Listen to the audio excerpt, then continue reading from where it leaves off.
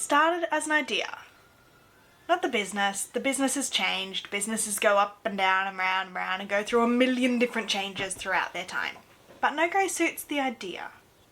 I have to go back a bit to when after I'd finished my mortgage broking career and when I went into banking. Something in me thought that I'd made it when I got the job at the bank. The foyer was fancy. The people were fancy. The suits. The little cafe behind the security gates that was for staff only. It was all fantastic. It looked great. The pay was good. Really good. The offices were fantastic. We didn't even have to wash our own coffee cups. When we got in every morning, there was fresh bread to make toast, all the toppings you can think of, cereal bars, the whole deal, fresh fruit. Thought I made it. I was newly married, no kids yet. No other real responsibilities other than make more money and appear successful. Don't be a bogan. Wear the suit. You've made it. I was lucky, my team was pretty good.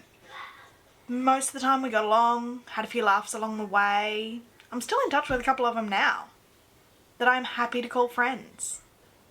It was pretty good, for the most part. The workload, it crept up on occasion. We commiserated with each other. I got known for taking on more and more work. I would have more what we call discovery calls or disco calls in a day than other people. That made me feel great. I felt like I was contributing. I felt like I was valuable. I could take on the work. I could do the long hours. I'd stay there for dinner. I'd go and grab one of the manager's work credit cards to order dinner for us from Uber Eats to come in. I'd do the long hours. And at the time, at that stage in my life, and based on the people that I had around me at the time, that was success. I was making good money. I was working long hours. I was going into the city for work to the fancy offices with the fancy foyers and the fancy internal cafes and with housekeeping to clean our coffee mugs for us. I'd made it. But had I? See, I don't play politics well. Never have. It kind of reminds me of primary school. You know primary school when, you get to year 5 or 6, mostly year 6 I think, when you've got the SRC and your school prefects, we didn't call them prefects, but I forget what we called them, and that's all peer driven, it's all peer voted. Yeah, not me. Library monitor though. Library monitor was teacher assigned. I got that. I loved it. Did always sting just a little bit though, that even though I was a fairly good student, occasionally got told off for talking too much in class, but I had pretty good grades, but I was never even looked at for anything like SRC because it was peer driven and I didn't know how to play the popularity game, the politics game. Even as a kid, did not know how to play that. Anyway, I digress. Back to the bank.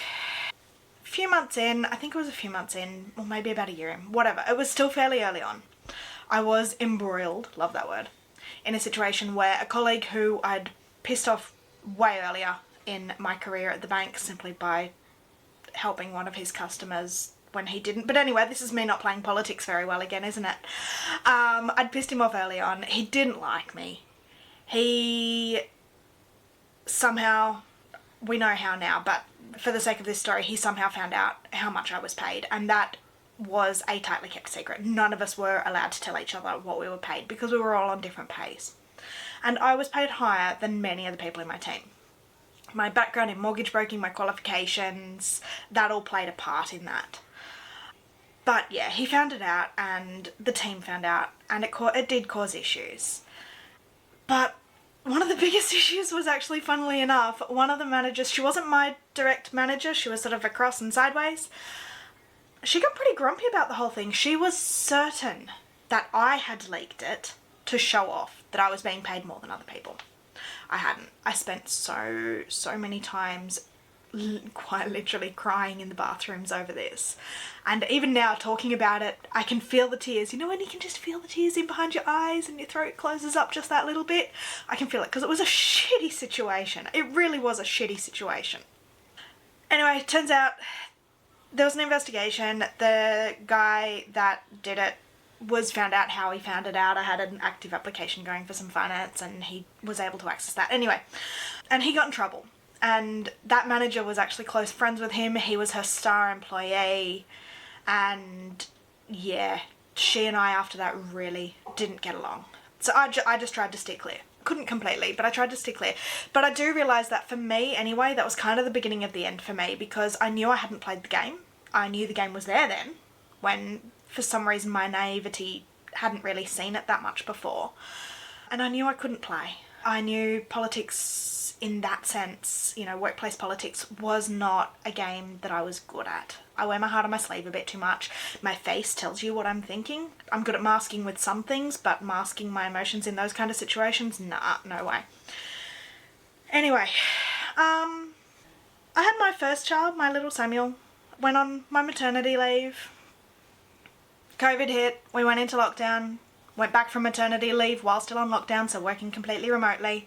Had a new supervisor during that time. Team dynamics had shifted and changed. It wasn't the same team that I was in before. So there was no longer that sort of almost sense of camaraderie that there was early on. And also I didn't really get along with new supervisor. I don't know whether we just didn't get along virtually very well or what it was. I'm not too sure. Anyway, I tried, but yeah, again, my emotions tend to show on my face. So I'm sure she probably felt that I was feeling awkward around her. Anyway, I was quite happy not having the, 1.5 hour trips to work and back again. But I was even less capable of playing the political game remotely than I was in person. I also didn't realise at the time, but I also had a very, we'll say, unhealthy dose of postpartum depression. And also what I didn't realise at the time was, and I wasn't diagnosed until after my second child, was the whole ADHD diagnosis that I ended up with. Didn't realise any of that. RSD was probably hitting me pretty hard, and not being able to get a lot of cues from being in front of people face to face. RSD was hitting me hard in a lot of ways. But anyway, I was also not sleeping very well, as you don't with a new kid. Things like that. All of that sort of combined to me making a lot of little mistakes. Sorry, little mistakes got bigger and bigger, most of which I was able to catch and fix, but I was still making the mistakes. My heart wasn't in it anymore. I wasn't concentrating as much. My work wasn't as of good quality as it used to be. And then suddenly I made a big mistake with an application. A big one. Even now, I don't recall all of the specifics of it. It's almost like I've blocked some of it out. But it was big enough that suddenly my name was known to the higher-ups, the bigwigs. And not for a good reason. The bank had to fix the mistake. Well, people at the bank had to fix the mistake. It cost them time, manpower and money to fix. It was a customer complaint that went fairly high. And yeah, got through that, pushed past that, got my work back on track for the most part. Still making a couple of small mistakes here and there, but trying really hard not to. Got my work back under control, I thought. A supervisor role came up, and I thought, wonder if I can go for it. You know, I've been at the bank for a while now. I was pretty much as senior as you can go in my area without going into supervisory roles. Anyway, I rang my old manager, who I'd gotten along with quite well. She was no longer my direct manager. She was a few steps up by now. But we'd gotten along quite well. She knew me quite well. And she'd always been fairly supportive. So I rang her and I'm like, should I apply for this supervisory role? She said, yeah, why not? Give it a go. She wasn't in charge of hiring, so there was no conflict there in me asking her. I already had everything kind of ready to go, my impulsiveness kicking in there when I rang her, so as soon as we were off the phone I hit apply and sent my application in. She rang me back about an hour later and said, you didn't apply for that role, did you? I said, yeah, I did. Turns out I shouldn't have. She spoke to some of her higher ups and they said nah. Anastasia won't be getting a promotion, not within our teams, not within this section, not within this, possibly even this bank. I'd made too many mistakes. I'd gotten too well known for the bad stuff and not well known enough for the good stuff. And I didn't play the game. I didn't have allies.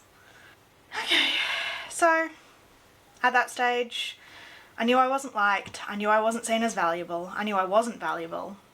I think the rose-coloured glasses kind of came off even more at that point, and I knew I was just a number. I was just there to fill out paperwork, to basically just be an admin bitch and go home. Come in, do my work, go home, even though...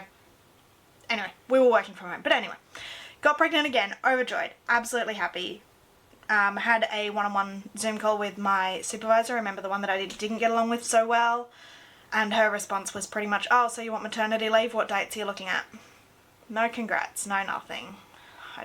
My heart just kept sinking. Every time something like this happened, it just sank a little bit further.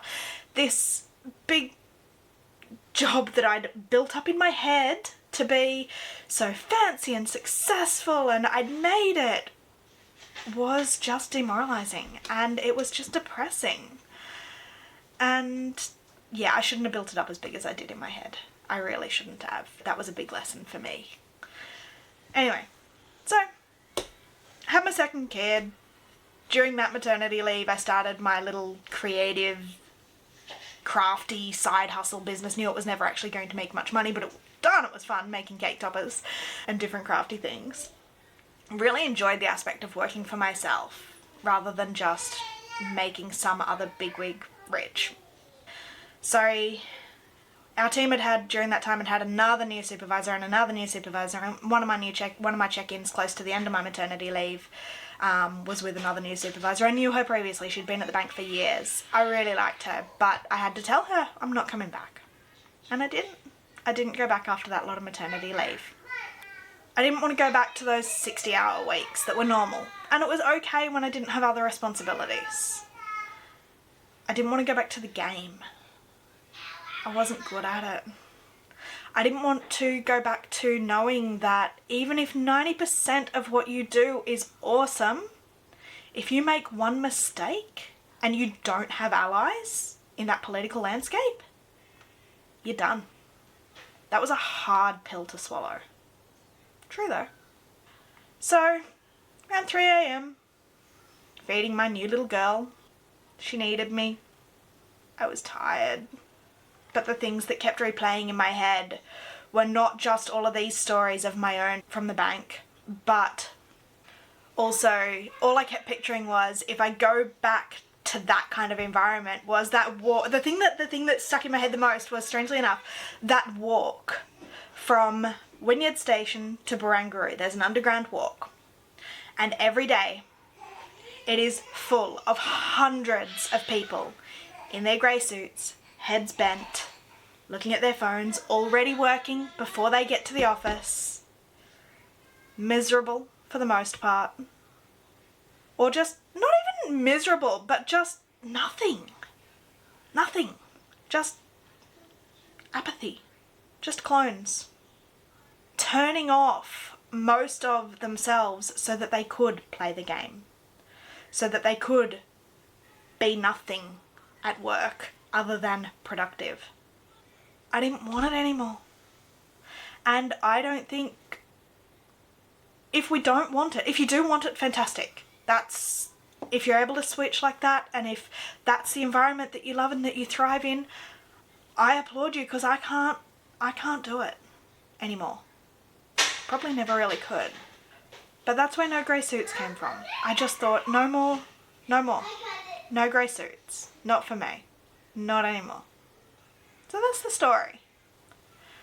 Were there other things other than my time at the bank that contributed to me not wanting to go back to that? Yes, absolutely. It's not the story I'm telling today, though. This is the story I'm telling today. Oh, another thing. I had someone once ask me if my business name meant that I wouldn't talk to you if you wore a grey suit. No. I don't care what you wear. Wear whatever you want. I don't care whether you wear a grey suit. I own grey suits. I wear them on occasion. Not very often anymore, just because don't have to. But it's metaphorical. Wear whatever you want. Do what you want.